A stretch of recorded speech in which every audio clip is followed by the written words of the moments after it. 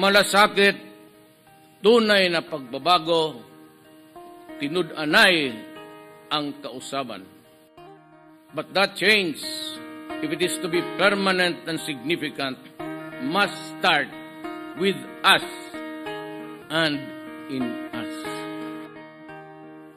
We have to listen to the murmurings of the people, fear their pulse, supply their needs, and fortify their faith and trust in us, whom they elected to public office. I am here because I love my country and I love the people of the Philippines. I am here, why? Because I am ready to start my work for the nation. President of the Philippines, Rodrigo Roa Duterte.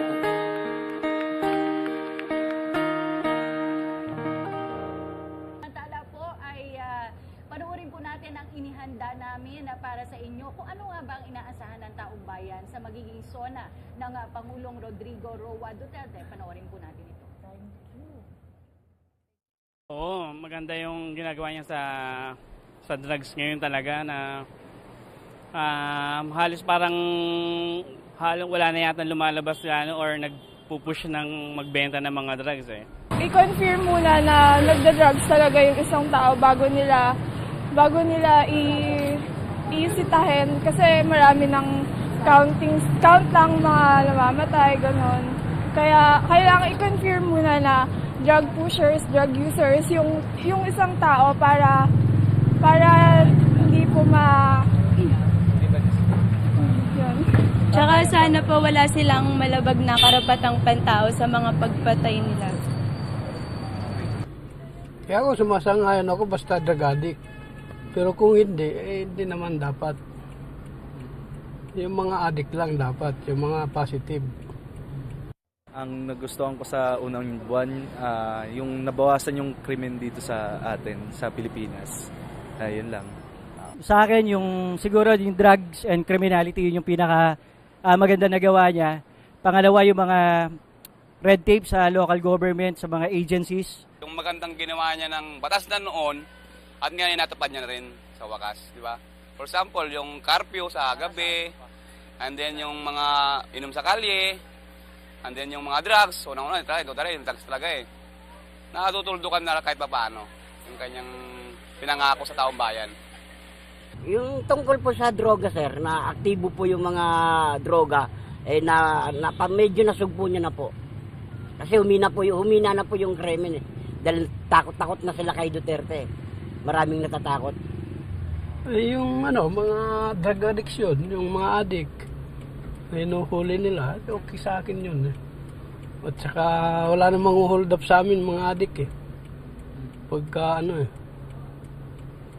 yun naman mga hold upper, yung mga addict eh. Las 10 na, may curfew ngayon ah. Ano po kasi kuya? Bibili po ako. Utusan po ng mama bumili ng itlog. Sige po kuya, sarado na rin po pala yung tindahan natin mo. Sige po, uwi na po ako. Sige po.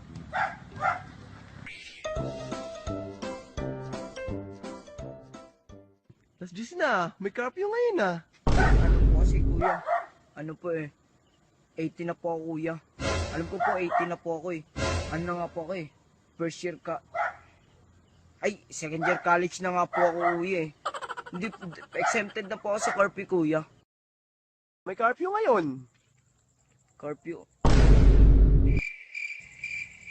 Hindi ko pa alam may curfew kuya. May curfew po ba? Las 10 na, may curfew ngayon ah. Ano po kasi kuya eh? Ayun, naliligaw po ako kuya. Kanina po ako kuya dito eh, paikot-ikot po ako eh. Alam ko po bahay namin, diyan lang kaso, hindi po yun yung bahay namin. Totoo po ba yun kuya pag nagbaliktad ako ng damit, hindi po ako maliligaw?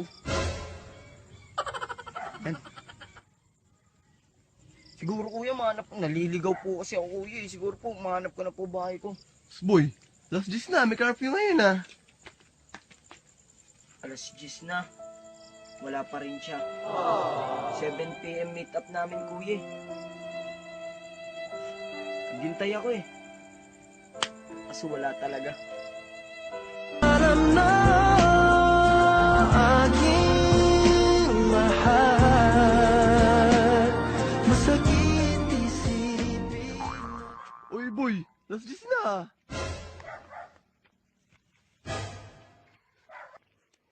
Wala ah, sana yun?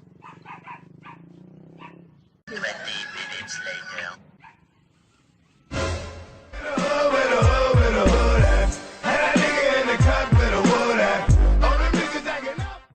Last days na.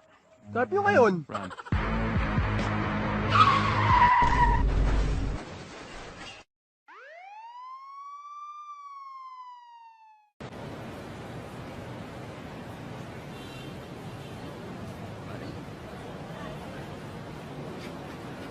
Ay, walang galang ko sir eh. Ano yan? Bawal yung smoking dito eh. Hindi mo ba kami kilala? Di yata nanonood ng acoustic to eh. Sikat to! Sikat to! Sikat kami! Sir, kahit po sikat, bawal ko kasi yung smoking dito sa lugar na to. Ordinance ho eh. Abuso pala ito. Dapat to ma-videohan. Videohan mo nga. Video ko nga to. Tingin nga ng tsapa mo. Sigurado Mayabang mo? to eh. Oh, mayabang Sigurado to. kayo? Gusto ko yung mosi dito eh. Demokrasya to eh. Ito, free of ano. Ito ang tsapa ko eh. Sikat kami. Ito eh. Ha? Alam mo, matagal na ako nag-quit eh. Ah, ganun. Oo, masikat pala yan. Ito, papatayin ko na. Oh. Teka, may multa pa to. Oh, sige, magbabayad ko kami multa. Wala. Sorry. Thank you. Sikat pala. O pang inuman, eto na, ratatatatatatatata, ganyan, may mawawala ng trabaho, ang dami na kagad reaksyon. Eh, nung nagsisigawan tayo ng pagbabago, ang lakas din ng sigaw natin, Duterte, gusto namin ng pagbabago. Well, siyempre, alam nyo, hindi naman siya magician, hindi naman siya genie, na pag upo-upo niya, lahat ng magbabago, may hihingin siya sa atin na kasama dun sa matinding recipe para ma-achieve yung gusto natin mangyari. Siyempre, may sakripisyo rin naman sa yung sakripisyo rin na aantayin sa atin, di ba? At saka ito na rin ang isipin nyo. Malaki-laki matitipid din nyo kung sakasakaling mababawasan naman talaga ang pag-inom eh. Di ba? Sa sigarilyo pa lang. Sigarilyo, pagpalagay natin nagbabudget ka ng 50 pesos sa isang kaha. 50 pesos ang kaha, eh, multiply mo sa araw-araw na times 30, 50 times 30. Di ba? 1.5? Oh, 1.5 sa isang buwan yun, ha? Kung i-multiply mo na isang taon yan, times 12.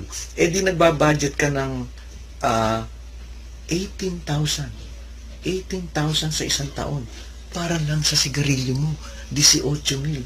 I-multiply mo ngayon ng 3 taon para nakahanda ka sa susunod na eleksyon. Ng mga senador yata, mag-eleksyon yata. Hindi ko sigurado. Pero tingin ko, ngayon para handa ka sa vote buying na hindi ka masilo sa 500 at saka 1,000.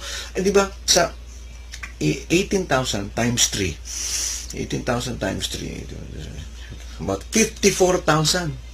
54,000, meron kang 54,000 in 3 years. I-multiply mo ng 2 times 2 para sa 6 na taon para sa susunod na presidential election para meron kang pangontra sa vote buying, hindi ka masisilaw. So 54 times 2, 54,000 times 2, eh di meron kang 108,000 pesos. Hindi ba? 108,000 pesos in 6 years dahil lang hindi ka nagyosi or nanghingi ka na nanghingi sa mga barkada mo. Di ba? Ito din yung mga tingnan natin ng mga personal na advantages kung sakasakaling susundin natin ito eh. Next, yung sa pag-inom-inom mo, malamang ang binabudget mo, kada sahod, eh, pagpalagay natin, conservative, 1,000, naglalabas ka.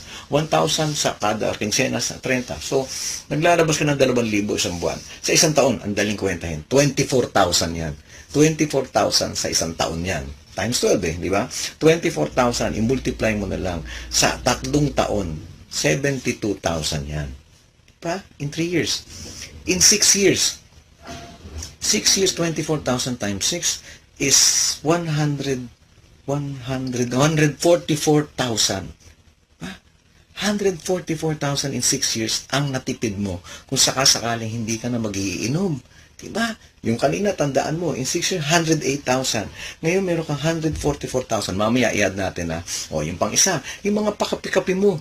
Hindi nga, balikan pa natin. Di ba tuwing nakikipag-inuman ka, lulugo-lugo ka kinabukasan? Yung pinag-iusapan nyo lang naman pagka nagiinuman kayo kung sino yung buwisit ninyong supervisor o kung sino man yung boss yung kinaiinisan ninyo. So kinabukasan, bukod sa hihilo-hilo ka, wala ka malay-malay yung boss nyo, kayong grupo kayo, iba na sa kanya. Hindi nakakatulong yan eh. Hindi nakakatulong. Maniwala kayo. Yun lang naman pinag- Hindi naman love life, di ba? Kung di love life, kung sino yung kinabubusitan nyo na manager, boss, o kung ano pa man. Basta nagpapalitan lang kayo ng inyong kanya-kanyang miserableng pananaw. Di ba? Hindi healthy eh. Next, yung mga pasosyal-sosyal nating attitude, mga, well, gustong-gusto natin, nagkakape-kape tayo, ng mahal, na naka-paper cup lang naman, di ba? Kadalasan ang budget mo sa Starbucks, mga 150, if I'm not mistaken. 150, isang lago ka ng kape, di ba? Tapos mababad ka doon, lalagay mo yung mga gadgets mo, yung mga phones, kung naka S7 ka, o kung naka iPhone 12, tapos lalabas mo yung mga power bank. Alam mo, gusto mo rin lang umeksena, bumili ka ng Motolite. Yun na ikabit mo dyan, yung Solar Master ng Motolite. Yun, malaki yun.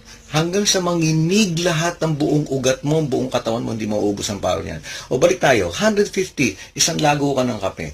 I-multiply mo ng 30, pagpalagay natin na ikaw ay nagkakape araw-araw. 150 times 30, so ang budget mo sa isang buwan, dahil sa kapeng nasa paper cup, is 4,500. 4,500. In a year's time, that's about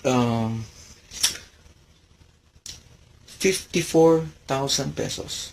Tama ba? Oo. 54,000 pesos. Yun ang budget mo. Yun ang budget mo sa isang taon.